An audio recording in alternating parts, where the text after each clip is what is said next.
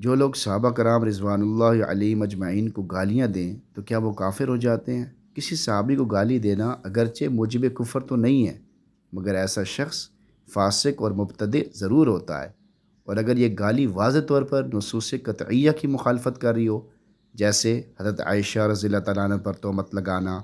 یا حضرت ابوبکر صدیق رضی اللہ تعالیٰ عنہ کی صحابیت کا انکار کرنا جیسے امور کو شامل ہو، تو ایسی گالی بلا شبہ موجب کفر ہے، جس سے احتراز لازم ہے۔ اللہ تعالیٰ ہی ہمیں ان فتنوں سے محفوظ فرمائے۔ یہ بہت بڑے بڑے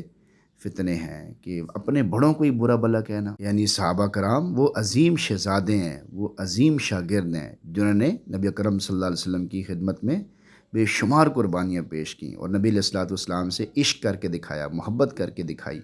اور نبی علیہ الصلوۃ والسلام نے خود فرمایا اصحابی کالنجوم، میرے صحابہ ستاروں کی طرح ہیں۔ یہ ظاہر ہے جب حضور نے خود تربیت فرمائی